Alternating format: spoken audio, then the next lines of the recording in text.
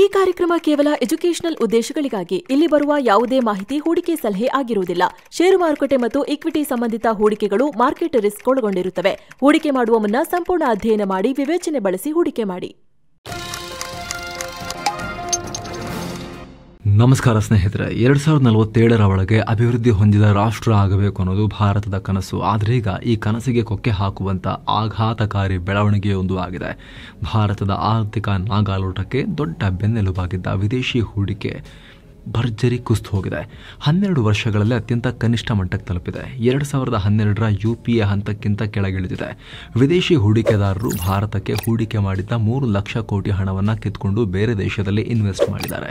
ಹಾಗಾದರೆ ವಿದೇಶಿಗರು ಈ ಥರ ಭಾರತ ಬಿಟ್ಟು ಓಡ್ತಿರೋದು ಯಾಕೆ? ಇದರಿಂದ ಭಾರತದ ಆರ್ಥಿಕ ಓಟಕ್ಕೆ ಬ್ರೇಕ್ ಬೀಳುತ್ತಾ? ಫಾರಿನ್ ಇನ್ವೆಸ್ಟರ್ಸ್ನ ತರೋಕೆ ಮೋದಿ ಅಗೇನ್ ಏನು ಮಾಡ್ತಾರೆ? ಎಲ್ಲವನ್ನ ಈ ವಿಡಿಯೋದಲ್ಲಿ ನೋಡ್ತಾ ಹೋಗೋಣ. ಭಾರತದಿಂದ ಕಾಲ್ಕಿತ್ತ ವಿದೇಶಿಗರು 6 ತಿಂಗಳಲ್ಲಿ 3 ಲಕ್ಷ ಕೋಟಿ ಖಾಲಿ. ವಿದೇಶಿ ನೇರ ಹೂಡಿಕೆ ಯಾವುದೇ ದೇಶದ ಆರ್ಥಿಕತೆಗಾದ್ರೂ ದೊಡ್ಡ ಬೂಸ್ಟರ್. ವಿದೇಶಿ ಹೂಡಿಕೆ ಬಂದಷ್ಟು ಆರ್ಥಿಕತೆ ಚಿಗುರುತ್ತೆ, ಉದ್ಯೋಗ ಉತ್ಪಾದನೆ ಸೃಷ್ಟಿಯಾಗುತ್ತೆ. ಇವತ್ತು ಅಮೆರಿಕ, ಚೀನಾ ವಿಶ್ವದ ಅತಿದೊಡ್ಡ ಆರ್ಥಿಕತೆಗಳಾಗಿವೆ ಅಂದ್ರೆ ಅಲ್ಲಿ ಫಾರಿನ್ ಇನ್ವೆಸ್ಟ್ಮೆಂಟ್ ಪಾತ್ರ ತುಂಬಾ ದೊಡ್ಡದಿದೆ. ವಿಶ್ವದ 35-36% ವಿದೇಶಿ ಹೂಡಿಕೆ ಕೇವಲ ಇವೆರಡು ರಾಷ್ಟ್ರಗಳಿಗೆ ಹೋಗುತ್ತೆ. ಅಂಥದ್ರಲ್ಲಿ ಭಾರತದ ನಿವ್ವಳ ವಿದೇಶಿ ಹೂಡಿಕೆ ನೆಟ್ FDI ಬಿದ್ದು ಹೋಗ್ತಾ ಇದೆ. ಮತ್ತೊಮ್ಮೆ ಹೇಳ್ತಾ ಇದ್ದೀವಿ, ಬರೀ FDI ಅಲ್ಲ, ನೆಟ್ FDI ಕುಸಿತಾ ಇದೆ ಅಂದ ತಕ್ಷಣ ಬಹಳ ಜನ ಗ್ರಾಸ್ FDI ತೋರಿಸಿ ಜಾಸ್ತಿ ಆಗ್ತಿದೆಯಲ್ಲ ಅಂತ ಕೇಳ್ಬೋದು. ಕೇಂದ್ರ ಸರ್ಕಾರ ಕೂಡ ಮೊನ್ನೆ ಗ್ರಾಸ್ FDI ಡೇಟಾ ರಿಲೀಸ್ ಮಾಡಿ ನೋಡಿ, 2023ರಲ್ಲಿ FDI $33.5 ಬಿಲಿಯನ್ ಇತ್ತು, 24ರಲ್ಲಿ $42 ಬಿಲಿಯನ್ ಆಗಿದೆ, 26% ಜಂಪ್ ಅಂತ ಹೇಳಿತ್ತು. ಹೌದು, ಗ್ರಾಸ್ FDI ಏರಿಕೆಯಾಗಿದೆ. 2012ರಿಂದ ಏರಿಕೆ ಆಗ್ತಾನೆ ಇದೆ. ಕಳೆದ 4 ವರ್ಷಗಳಲ್ಲಿ ಏರಿಕೆ ಆಗದೇ ಇದ್ರೂ 44-48 ಬಿಲಿಯನ್ಗಳ ಪೀಕ್ನಲ್ಲಿದೆ. ಆದರೆ ಇದೇ ವೇಳೆ ವಿದೇಶಿ ಹೂಡಿಕೆದಾರರು ಭಾರತದಿಂದ ಹೂಡಿಕೆ ಹಿಂತೆಗೆದುಕೊಳ್ಳೋದು ಹೆಚ್ಚಾಗಿದೆ, ಅದು ಕೂಡ ಜಾಸ್ತಿ ಆಗಿದೆ. ನೀವಿಲ್ಲಿ ನೋಡಬಹುದು, 2024-25ರ ಹಣಕಾಸು ವರ್ಷದಲ್ಲಿ 42-48 ಬಿಲಿಯನ್ ವಿದೇಶಿ ಹೂಡಿಕೆ ಬಂದಿದೆ.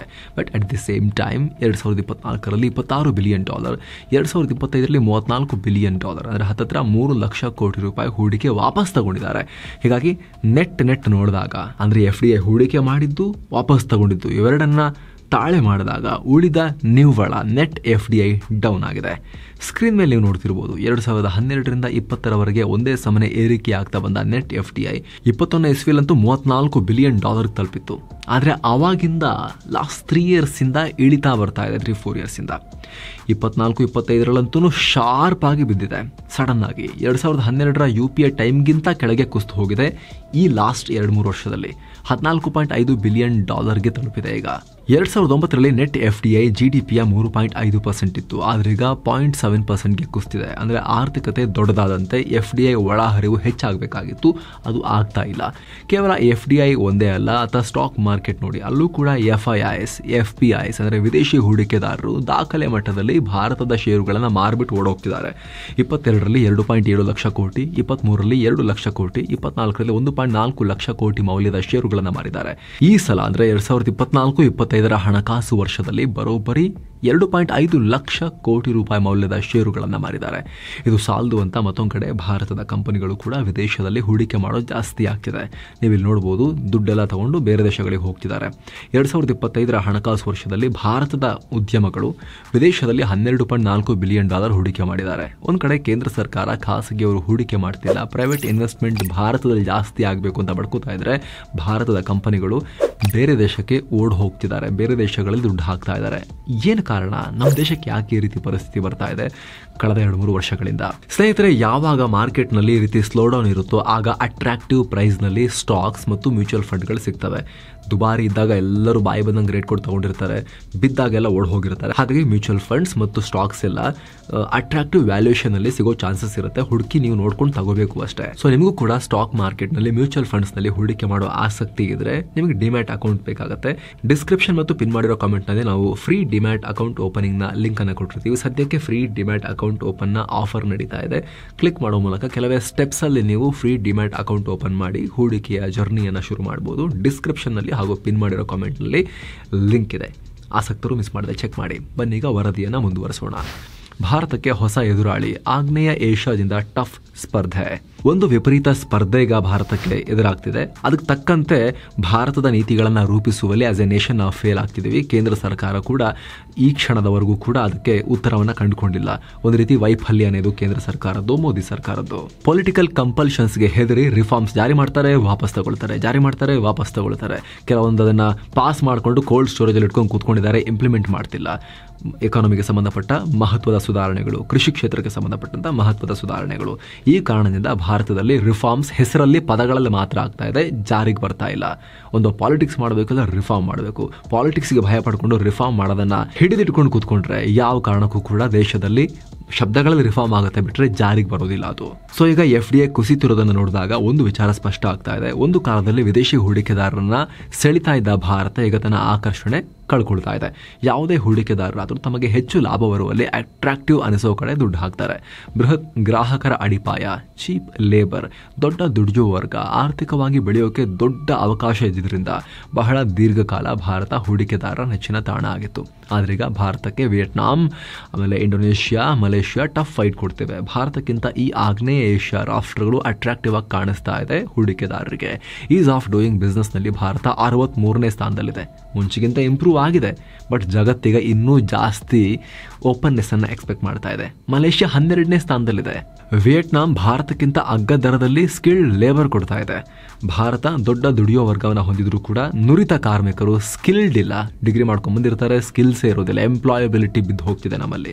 ಅದರಲ್ಲೂ ಹೈಟೆಕ್ ಇಂಡಸ್ಟ್ರಿಗಳಲ್ಲಿ ಸ್ಕಿಲ್ ಡೆವಲಪ್ಮೆಂಟ್ ವಿಚಾರದಲ್ಲಿ ಭಾರತ ತುಂಬಾ ಹಿಂದೆ ಇದೆ. IIT, IIMನವರು ಸೀದಾ ವಿದೇಶಗಳಿಗೆ ಹೋಗಿ ಅಲ್ಲಿ ಜಾಬ್ ಮಾಡ್ಕೊಂತಾರೆ. ಏನೋ ಭಾರತದಲ್ಲಿ ಕಾರ್ಪೊರೇಟ್ ಟ್ಯಾಕ್ಸ್ 25ರಿಂದ 40% ಇದ್ರೆ ವಿಯೆಟ್ನಾಂನಲ್ಲಿ 20% ಇದೆ. ಹೀಗಾಗಿ ಭಾರತಕ್ಕೆ ಬರ್ತಾ ಇದ್ದ FDI ನಲ್ಲಿ ದೊಡ್ಡ ಪಾಲನ್ನ ಈ ದೇಶಗಳು ನುಂಗೋಕ್ ಹೋಗ್ತಾರೆ. ಕಂಪನಿಗಳು ಅರ್ನ್ ಮಾಡಿದ್ರಲ್ಲಿ 25% ಟ್ಯಾಕ್ಸೇ ಕಟ್ಟಬೇಕು ಅಂದ್ರೆ ನಮ್ಮಲ್ಲಿ ಬಂದು ಯಾಕೆ ಮ್ಯಾನುಫ್ಯಾಕ್ಚರಿಂಗ್ ಮಾಡ್ತಾರೆ ಮ್ಯಾನುಫ್ಯಾಕ್ಚರರ್ಸ್? ಇನ್ನು ಎಲ್ಲಿ ಕಮ್ಮಿ ಇದೆ ಅಲ್ಲಿಗೆ ಹೋಗ್ತಾರೆ, ಅಲ್ಲಿಂದ ಎಕ್ಸ್ಪೋರ್ಟ್ ಮಾಡ್ಕೊತಾರೆ. ಇದರ ಜೊತೆಗೆ ಭಾರಿ ಬಡ್ಡಿ ದರದಿಂದ ವಿದೇಶಿಗರ ಹೂಡಿಕೆಗೆ ಅಷ್ಟೊಂದು ಲಾಭ ಸಿಗ್ತಾ ಇಲ್ಲ. ಚೀನಾ, ವಿಯೆಟ್ನಾಂನಲ್ಲಿ 3% ಬಡ್ಡಿ ಇದ್ರೆ ನಮ್ಮಲ್ಲಿ 6.5% ಬಡ್ಡಿ ಇದೆ. ಹೀಗಾಗಿ ಪ್ರಾಫಿಟಬಿಲಿಟಿ ಕುಸಿದು ಹೋಗಿದೆ. ರೂಪಾಯಿ ಕೂಡ ಅಪಮೌಲ್ಯ ಆಗ್ತಾನೆ ಇದೆ. ಡಾಲರ್ಗೆ 85 ರೂಪಾಯಿ ಆಗಿದೆ. ಹೀಗಾಗಿ ಒಂದು ವೇಳೆ ವಿದೇಶಿಗರಿಗೆ ಭಾರಿ ಲಾಭ ಸಿಕ್ಕರು ಅದನ್ನು ವಾಪಸ್ ಡಾಲರ್ಗೆ ಕನ್ವರ್ಟ್ ಮಾಡಿಕೊಂಡು ಅವರು ಅದನ್ನು ದುಡ್ಡನ್ನು ತಗೊಂಡು ಹೋಗುವಷ್ಟರಲ್ಲಿ ಅಗೇನ್ ಡಾಲರ್ ವ್ಯಾಲ್ಯೂ ಜಾಸ್ತಿಯಾಗಿ ರೂಪಾಯಿ ಬಿದ್ದಿರೋದ್ರಿಂದ ಅಗೇನ್ ಅಲ್ಲಿ ಅವ್ರಿಗೆ ಹೊಡೆತ ಬೀಳುತ್ತೆ. ಕನ್ಸಂಪ್ಷನ್ ಕೂಡ ಭರ್ಜರಿಯಾಗಿ ಕುಸಿದು ಮಾರ್ಕೆಟ್ನಲ್ಲಿ ಡಿಮ್ಯಾಂಡ್ ಇಲ್ಲದಂತಾಗಿದೆ. ಯಾರೇ ಹೂಡಿಕೆದಾರ ಆದರೂ ಕೂಡ ಅದೆಷ್ಟೇ ರಿಸ್ಕ್ ಇದ್ರೂ ಕೂಡ ಮೊದಲು ಮಾರ್ಕೆಟ್ನಲ್ಲಿ ಡಿಮ್ಯಾಂಡ್ ಇದೆಯಾ ಇಲ್ವಾ ಅಂತ ನೋಡ್ತಾರೆ. ಅಂಥದ್ರಲ್ಲಿ ನಮ್ಮಲ್ಲಿ ಡಿಮ್ಯಾಂಡೇ ಕುಸಿದಿದೆ. ರೂರಲ್ ಕನ್ಸಂಪ್ಷನ್ 1.5% ಬಿದ್ದು ಹೋಗಿದೆ. ಭಾರತದ ಆರ್ಥಿಕತೆಯಲ್ಲಿ ಏನೇ ಚಾಲೆಂಜಸ್ ಇದ್ರೂ ಕೂಡ ಅತ್ಯಂತ ವೇಗವಾಗಿ ಬೆಳೀತಿರುವ ಆರ್ಥಿಕತೆ ಅನ್ನೋ ಪಟ್ಟ ಇತ್ತು. ಆದ್ರೀಗ ಕನ್ಸಂಪ್ಷನ್ ಕುಸಿತಿರೋದ್ರಿಂದ ಆ ಪಟ್ಟಕ್ಕೂ ಕುತ್ತು ಬರುತ್ತೆ ಅನ್ನೋ ಆತಂಕ ಮನೆ ಮಾಡಿದೆ. ಸರ್ಕಾರನೇ ಈ ಆರ್ಥಿಕ ವರ್ಷದಲ್ಲಿ ನಾವು ಹೆಚ್ಚಂದ್ರೆ 6.4% ವೇಗದಲ್ಲಿ ಬೆಳವಣಿಗೆ ಕಾಣ್ತೀವಿ ಅಂತ ಹೇಳಿದೆ. ಕಳೆದ ವರ್ಷ GDP ವೇಗ 8.2% ಇತ್ತು. ಈಗ 6.4% ಇಳಿತಾ ಇದೆ. ಇದು ಕೂಡ ವಿದೇಶಿ ಹೂಡಿಕೆದಾರರು ಭಾರತದಿಂದ ಓಡ್ ಹೋಗೋಕೆ ಕಾರಣ ಆಗ್ತಾ ಇದೆ. ಅತ್ತ ನಿರೀಕ್ಷಿತ ಮಟ್ಟದಲ್ಲಿ ದೇಶವ್ಯಾಪಿ ಇನ್ಫ್ರಾ ಡೆವಲಪ್ ಆಗದೆ ಇರೋದು, ಲ್ಯಾಂಡ್ ಮತ್ತು ಲೇಬರ್ ಕಾನೂನುಗಳಲ್ಲಿ ಸುಧಾರಣೆ ಆಗದೆ ಇರೋದು, ಕಾನೂನುಗಳನ್ನ ಮಾಡಿಕೊಂಡು ಕೋಲ್ಡ್ ಸ್ಟೋರೇಜ್ ಅಲ್ಲಿ ಇಟ್ಕೊಂಡು ಕೂತ್ಕೊಂಡಿದ್ದಾರೆ. ಇವೆರಡಕ್ಕೂ ಸಂಬಂಧಪಟ್ಟಂತೆ ಸರಿ ಇಂಪ್ಲಿಮೆಂಟ್ ಮಾಡಕ್ಕೆ ಭಯ ಅವರಿಗೆ, ಪೊಲಿಟಿಕಲ್ ಏನು ಉಲ್ಟಾಗುತ್ತೆ ಅಂತ ಹೇಳಿ. ಇದೆಲ್ಲವೂ ಕೂಡ FDIಗೆ ಬಹಳ ಪೆಟ್ಟು ಕೊಡ್ತಾ ಇದೆ. ಇನ್ನು ಎಲ್ಲಿ ಬೇರೆಯವರು ಯಾರು ಅವಕಾಶ ಮಾಡ್ಕೊಡ್ತಿದ್ದಾರೆ ಅಲ್ಲಿಗೆ ಹೋಗ್ತಿದ್ದಾರೆ. ಮತ್ತೊಂದು ಕಡೆ ಬರೀ ಭಾರತಕ್ಕೆ ಮಾತ್ರ ಅಲ್ಲ, ಗ್ಲೋಬಲಿ ಕೂಡ ಒಂಥರ FDI ಪ್ರಮಾಣದಲ್ಲಿ ಇಳಿಕೆ ಆಗಿದೆ. 2008ರ ಆರ್ಥಿಕ ಹಿಂಜರಿತದ ನಂತರ ಎಲ್ಲ ದೇಶಗಳು ಪ್ರೊಟೆಕ್ಷನಿಸ್ಟ್ ಆಗೋಕೆ ಶುರುವಾಗಿದ್ವು. ಪ್ರೊಟೆಕ್ಷನಿಸ್ಟ್ ಅಂದ್ರೆ ಏನು? ನಮ್ಮ ದೇಶ ನಮ್ಮ ಕಂಪನಿಗಳು ಅಂತ ಅವ್ರವ್ರಿಗೆ ಮಾತ್ರ ವ್ಯವಸ್ಥೆ ಮಾಡ್ಕೊಡೋದು, ಹೊರಗಿಂದ ಬರೋರಿಗೆ ಅನಾನುಕೂಲ ಮಾಡ್ಕೊಡೋದು, ಈ ರೀತಿ ಕಲ್ಚರ್ ಶುರುವಾಯಿತು. ಅದಾದ್ಮೇಲೆ 2018ರ ಅಮೆರಿಕ ಚೀನಾ ವ್ಯಾಪಾರ ಯುದ್ಧ, ಕೋವಿಡ್ ನಂತರ ಆರ್ಥಿಕತೆ ಕುಸಿದಿದ್ದು ಒಟ್ಟಾರೆ ವಿದೇಶಿ ಹೂಡಿಕೆಯನ್ನೇ ಕುಗ್ಗಿಸಿದೆ. 2007ರಲ್ಲಿ FDI ಜಗತ್ತಿನ GDPಯ 3.2% ನಷ್ಟಿತ್ತು. ಆದರೆ 2023 ಅನ್ನೋ ಹೊತ್ತಿಗೆ 1.3%ಗೆ ಇಳಿದಿದೆ. ಇದು ಕೂಡ ಭಾರತಕ್ಕೆ FDI ಇಳಿಕೆ ಆಗೋದ್ರಲ್ಲಿ ಕಾಂಟ್ರಿಬ್ಯೂಟ್ ಮಾಡ್ತಾ ಇದೆ. ಇದೆಲ್ಲ ಸರ್ವೈವ್ ಆಗಬೇಕು ಅಂದರೆ ಎಕ್ಸ್ಟ್ರೀಮ್ಲಿ ಕಾಂಪಿಟೇಟಿವ್ ಆಗಬೇಕು ನಾವು. ಅದು ಆಗ್ತಿಲ್ಲ. ಆಸ್ ಎ ನೇಷನ್ ನಾವು ಆಗ್ತಾ ಇಲ್ಲ, ಕಾಂಪಿಟೇಟಿವ್ ರಾಷ್ಟ್ರ ಆಗ್ತಾ ಇಲ್ಲ. FDI ಇಂಪಾರ್ಟೆಂಟ್ ಯಾಕೆ? FDI ಬರೋದು ಕಮ್ಮಿ ಆಗ್ತಿದೆ ಅಂದ ತಕ್ಷಣ ಕೆಲವರು ವಿದೇಶಿ ಹೂಡಿಕೆ ಯಾಕೆ ಬೇಕು, ನಮಗೆ ನಮ್ಮ ದುಡ್ಡೇ ಸಾಕು ಅಂತ ಅನ್ಕೊಳ್ಬೋದು. ಇವಾಗ ಸ್ಟಾಕ್ ಮಾರ್ಕೆಟ್ನಲ್ಲಿ ಫಾರಿನರ್ಸ್ ಕೈ ಕೊಟ್ಟಿದ್ದಕ್ಕೆ ದೇಸಿ ಹೂಡಿಕೆದಾರರು ಎದುರುಡಿ ನಿಂತಿಲ್ವಾ ಅಂತ ಕೇಳ್ಬೋದು. ನಾವ್ಯಾಕೆ ಬೇರೆಯವರ ಮೇಲೆ ಡಿಪೆಂಡ್ ಆಗಬೇಕು ಅಂತ ಹೇಳ್ಬೋದು. ಆದರೆ ಸ್ನೇಹಿತರೆ, ಯಾವುದೇ ರಾಷ್ಟ್ರ ಆದರೂ ಕೇವಲ ತನ್ನ ಸ್ವಂತ ಆರ್ಥಿಕ ಬಲದಿಂದ ಬೆಳೆಯೋಕ್ಕಾಗಲ್ಲ. ಈಗ ಆಲ್ರೆಡಿ ಹೇಳಿದ ಹಾಗೆ ಅಮೆರಿಕ, ಚೀನಾ ಆರ್ಥಿಕತೆಯಲ್ಲಿ ಅಷ್ಟು ದೈತ್ಯರಾದರೂ ಕೂಡ ಅವರಿಗೂ ವಿದೇಶಿ ಹೂಡಿಕೆ ಬೇಕು. ಅತಿ ಹೆಚ್ಚು FDI ತಿಂತಿರೋದು ಅವರೇ. ಅಂಥದ್ರಲ್ಲಿ ಎಮರ್ಜಿಂಗ್ ಕಂಟ್ರೀಸ್ ಅಂದರೆ ಅಭಿವೃದ್ಧಿ ಹೊಂದ್ತಾ ಇರೋ ರಾಷ್ಟ್ರವಾಗಿರೋ ಭಾರತಕ್ಕೆ ವಿದೇಶಿ ಹೂಡಿಕೆ ತುಂಬ ಇಂಪಾರ್ಟೆಂಟ್. ಇನ್ವೆಸ್ಟ್ಮೆಂಟ್ ಅನ್ನೋದು ಓಡ್ತಾ ಇರೋ ಗಾಡಿಗೆ ಪೆಟ್ರೋಲ್ ಇದ್ದಂತೆ. ಹೀಗಾಗಿ ಕೇವಲ ನಮ್ಮ ದೇಶದ ದುಡ್ಡು, ನಮ್ಮ ಉತ್ಪಾದಕತೆ, ನಮ್ಮ ಕನ್ಸಂಪ್ಷನ್ ಮಾತ್ರ ಎಕಾನಮಿಯನ್ನ, ಆ ಬಂಡಿಯನ್ನ ಹೇಳ್ಕೊಂಡು ಹೋಗಲ್ಲ. ನಾವು ದೊಡ್ಡ ಪ್ರಮಾಣದಲ್ಲಿ ಮ್ಯಾನುಫ್ಯಾಕ್ಚರ್ ಮಾಡಿ ಜಗತ್ತಿಗೆ ಮಾರಿ ಪ್ರಾಫಿಟ್ಟಿಗೆ ಅವರಿಂದ ದುಡ್ಡನ್ನು ತಗೋಬೇಕಾಗತ್ತೆ. ಅದನ್ನು ಮಾಡಬೇಕು, ಜಗತ್ತಿನಿಂದ ದುಡ್ಡು ಸೆಳಿಬೇಕು ನಾವಿಲ್ಲಿ, ಅದನ್ನು ಕೂಡ ಆಗಬೇಕು. ಜೊತೆಗೆ ವಿದೇಶಿ ಕಂಪನಿಗಳು, ರಾಷ್ಟ್ರಗಳು ಇಲ್ಲಿ ಹೂಡಿಕೆ ಮಾಡಿ, ಇಲ್ಲಿ ಮ್ಯಾನುಫ್ಯಾಕ್ಚರ್ ಮಾಡಿ, ಇಲ್ಲಿ ಅವರು ಬಂದು ಬಿಸ್ನೆಸ್ ಮಾಡಿ ಒಂದಷ್ಟು ಉದ್ಯೋಗ ಸೃಷ್ಟಿ ಮಾಡಬೇಕು. ನಿಮ್ಗೆ ಗೊತ್ತಿರಲಿ ಸ್ನೇಹಿತರೆ, ವಿದೇಶಿ ಹೂಡಿಕೆ ಬಂದಾಗ ಕೇವಲ ದುಡ್ಡು ಮಾತ್ರ ಬರಲ್ಲ, ಜೊತೆಗೆ ಹೊಸ ಹೊಸ ಅಡ್ವಾನ್ಸ್ ಟೆಕ್ನಾಲಜಿ, ಮಷಿನ್ಗಳು, ಹೊಸ ರೀತಿಯ ಚಿಂತನೆಗಳು ಕೂಡ ಬರ್ತವೆ. ಇದರಿಂದ ನಮ್ಮ ದೇಶದ ಕಂಪನಿಗಳ ಪ್ರೊಡಕ್ಟಿವಿಟಿ, ಎಫಿಷಿಯನ್ಸಿ, ಕಾಂಪಿಟೆನ್ಸಿ ಕೂಡ ಜಾಸ್ತಿ ಆಗುತ್ತೆ. ಅಲ್ಲದೆ ಹೊಸ ಬಿಸ್ನೆಸ್ಗಳು, ಹೊಸ ಉದ್ಯೋಗಗಳನ್ನು ಕೂಡ ನಿಮಗೆ ಆಲ್ರೆಡಿ ಹೇಳಿದಾಗ ಸೃಷ್ಟಿ ಮಾಡ್ತವೆ. ದೇಶದ ಇನ್ಫ್ರಾಸ್ಟ್ರಕ್ಚರ್ ಕೂಡ ಇಂಪ್ರೂವ್ ಆಗುತ್ತೆ. ಹೀಗಾಗಿ ಭಾರತ ಆದಷ್ಟು ಬೇಗ ಹೆಚ್ಚೆಚ್ಚು FDI ಆಕರ್ಷಿಸೋಕೆ ದೇಶವನ್ನು ಇನ್ನಷ್ಟು ಓಪನ್ ಮಾಡಬೇಕು.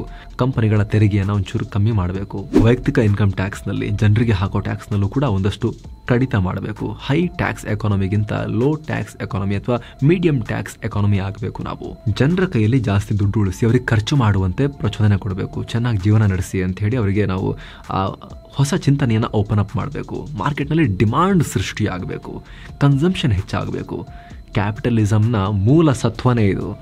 ಎಲ್ಲ ಓಕೆ, ನಾನೊಂದು ಗುಡಿಸ್ಲಲ್ಲೇ ಇದ್ದು ಬಿಡ್ತೀನಿ, ನನಗೆ ಏನಕ್ಕೆ ವಾಚ್, ಏನಕ್ಕೆ ನನಗೆ ಈ ಪ್ಯಾಂಟ್ ಶರ್ಟ್ ಏನಕ್ಕೆ, ಸೊಂಟದ ಭಾಗದಲ್ಲಿ ಒಂಚೂರು ಕವರ್ ಮಾಡಿಕೊಂಡು ನಾನು ಕುತ್ಕೊಂಡ್ಬಿಡ್ತೀನಿ ಒಂದು ಸೈಡಲ್ಲಿ, ಒಂದು ಹೊತ್ತು ಊಟ ಮಾಡ್ತೀನಿ, ಬದುಕಿರ್ತೀನಿ ಸಾಕು ಅಂತ ಎಲ್ಲರೂ ಮಾಡೋಕ್ಕೆ ಹೋದರೆ ಯಾಕೆ ಬೆಳಿಬೇಕು, ಯಾಕೆ ಅಪಾರ್ಟ್ಮೆಂಟ್ ಕಟ್ಟಬೇಕು, ಯಾಕೆ ಮನೆ ಕಟ್ಟಬೇಕು, ಯಾಕೆ ಗೇಟ್ ಮಾಡಬೇಕು, ಯಾಕೆ ಗಣಿಗಾರಿಕೆ ಮಾಡಿ ಕಬ್ಬಣ ತೆಗಿಬೇಕು, ಚಿನ್ನ ತೆಗಿಬೇಕು ಅಲ್ವಾ?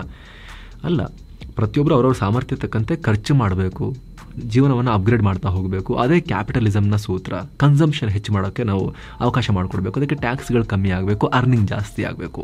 ಬಡ್ಡಿ ದರವನ್ನು ಕಟ್ ಮಾಡಿ ಎಕಾನಮಿ ಗಾಡಿಯನ್ನು ಮತ್ತೆ ಟ್ರ್ಯಾಕ್ ತರಬೇಕು. ಇನ್ನು ಲಾಂಗ್ ರನ್ನಲ್ಲಿ ಸಾಕಷ್ಟು ಕೆಲಸ ಬಾಕಿ ಇದೆ. ಈಸ್ ಆಫ್ ಡೂಯಿಂಗ್ ಬಿಸ್ನೆಸ್ನಲ್ಲಿ ಭಾರತ ಸಾಕಷ್ಟು ಪ್ರಗತಿ ಕಂಡಿದೆ. 2014ರಲ್ಲಿ 142ನೇ ಸ್ಥಾನದಲ್ಲಿತ್ತು ಈಸಿಯಾಗಿ ಬಿಸ್ನೆಸ್ ಮಾಡೋಕ್ಕೆ ಅವಕಾಶ ಇರೋ ರಾಷ್ಟ್ರಗಳಲ್ಲಿ. ಈಗ 63ನೇ ಸ್ಥಾನಕ್ಕೆ ಈ ಸರ್ಕಾರ ತಗೊಂಡ್ಬಂದಿದೆ. ಆದರೆ ಚಾಲೆಂಜಸ್ ಈಗ ಮೊದಲಿಗಿಂತ ಜಾಸ್ತಿ ಇರೋದ್ರಿಂದ, ಕಾಂಪಿಟೇಷನ್ ಮೊದಲಿಗಿಂತ ಜಾಸ್ತಿ ಇರೋದ್ರಿಂದ, FDI ಮೊದಲಿಗಿಂತ ಕಮ್ಮಿ ಆಗಿರೋದ್ರಿಂದ ನಾವು ಇಷ್ಟಕ್ಕೆ ತೃಪ್ತಿ ಪಡ್ಕೊಳ್ಳೋಕ್ಕಾಗಲ್ಲ. ನಾವು ಟಾಪ್ 10ಗಾದರೂ ಹೋಗಲೇಬೇಕು. ಈಸ್ ಆಫ್ ಡೂಯಿಂಗ್ ಬಿಸ್ನೆಸ್ನಲ್ಲಿ ಅಭಿವೃದ್ಧಿ ಹೊಂದಿದ ರಾಷ್ಟ್ರ ಆಗಬೇಕು ಅಂತ ಹೇಳಿದ್ರೆ ನಮ್ಮಲ್ಲಿ ಇವತ್ತಿಗೂ ಬಿಸ್ನೆಸ್ಗೆ ಸಂಬಂಧಪಟ್ಟಂತೆ 1563 ಬೇರೆ ಬೇರೆ ಕಾಯ್ದೆಗಳಿವೆ, 69,000ಕ್ಕೂ ಅಧಿಕ ಕಾನೂನುಗಳಿವೆ, 6,600ಕ್ಕೂ ಅಧಿಕ ಆನ್ಯುವಲ್ ಫೈಲಿಂಗ್ ಮಾಡಬೇಕು. ಇದೆಲ್ಲ ಬದಲಾವಣೆಗಳಾಗಬೇಕು. ಅಧಿಕಾರಿಗಳ ಹ್ಯಾರಾಸ್ಮೆಂಟ್ ತಪ್ಪಿಸಬೇಕು ಬಿಸ್ನೆಸ್ಗಳಿಗೆ. ಭೂ ಸುಧಾರಣೆ, ಕಾರ್ಮಿಕ ನೀತಿ ಸುಧಾರಣೆ, ಹೀಗೆ ಸಾಲು ಸುಧಾರಣೆಗಳನ್ನು ಮಾಡಬೇಕು. ಈ ಭೂ ಸುಧಾರಣೆ, ಆಮೇಲೆ ಲೇಬರ್ ರಿಫಾರ್ಮ್ಸ್ ಇವೆಲ್ಲ ಜಾರಿಗೆ ತರ್ತೀವಿ ಅಂತೇಳಿ ರೆಡಿ ಮಾಡಿ ಇಟ್ಕೊಂಡು ಕೋಲ್ಡ್ ಸ್ಟೋರೇಜಲ್ಲಿ ಇಟ್ಕೊಂಡಿದ್ದಾರೆ ಮೋದಿ ಸರ್ಕಾರದವರು. ಜಾರಿ ಮಾಡೋಕ್ಕೆ ಭಯ. ಪ್ರತಿಪಕ್ಷಗಳೇನಂತಾವು, ಜನರು ಯಾವ ರೀತಿ ರಿಯಾಕ್ಟ್ ಮಾಡ್ತಾರೋ ಅನ್ನೋ ಟೆನ್ಷನ್ ಇವರಿಗೆ. ಯಾವಾಗ ಜಾರಿ ಮಾಡ್ತಾರೆ ಗೊತ್ತಿಲ್ಲ. ಇತಿಹಾಸ ಸೃಷ್ಟಿ ಮಾಡೋ ದೊಡ್ಡ ದೊಡ್ಡ ಸುಧಾರಣೆಗಳನ್ನು ಮಾಡ್ತೀವಿ ಅಂತ ಹೇಳ್ತಾರೆ, ಯಾವಾಗ ಅಂತ ಗೊತ್ತಿಲ್ಲ. ಮಾತ್ರ ಪಾಸ್ ಮಾಡ್ಕೊಂಡು ಹಾಗೆ ಇಟ್ಕೊಳ್ತಿದ್ದಾರೆ, ಇಂಪ್ಲಿಮೆಂಟ್ ಯಾವಾಗ ಅನ್ನೋದು ಗೊತ್ತಿಲ್ಲ. ಇನ್ನು ಸ್ನೇಹಿತರೆ, ಆಗಲೇ ಹೇಳಿದ ಹಾಗೆ ಫ್ರೀ ಡಿಮ್ಯಾಟ್ ಅಕೌಂಟ್ ಬಗ್ಗೆ ಕ್ವಿಕ್ ರಿಮೈಂಡರ್. ಉಚಿತವಾಗಿ ಡಿಮ್ಯಾಟ್ ಅಕೌಂಟ್ ಓಪನ್ ಮಾಡಬೇಕು. ಷೇರುಗಳಲ್ಲಿ, ಮ್ಯೂಚುವಲ್ ಫಂಡ್ಗಳಲ್ಲಿ ಹೂಡಿಕೆ ಮಾಡ್ತಾ ಹೋಗಬೇಕು ಅಂದರೆ ಡಿಸ್ಕ್ರಿಪ್ಷನ್ ಮತ್ತು ಪಿನ್ ಮಾಡಿರೋ ಕಾಮೆಂಟ್ನಲ್ಲಿ ಲಿಂಕ್ ಇದೆ. ಆಸಕ್ತರು ಕೆಲವೇ ಕ್ಲಿಕ್ಸಲ್ಲಿ ಡಿಮ್ಯಾಟ್ ಅಕೌಂಟ್ ಓಪನ್ ಮಾಡಿಕೊಡಬಹುದು. Thank you so much. ಮತ್ತೆ ಭೇಟಿ ಆಗ್ತಿರೋಣ. ನಮಸ್ತೆ.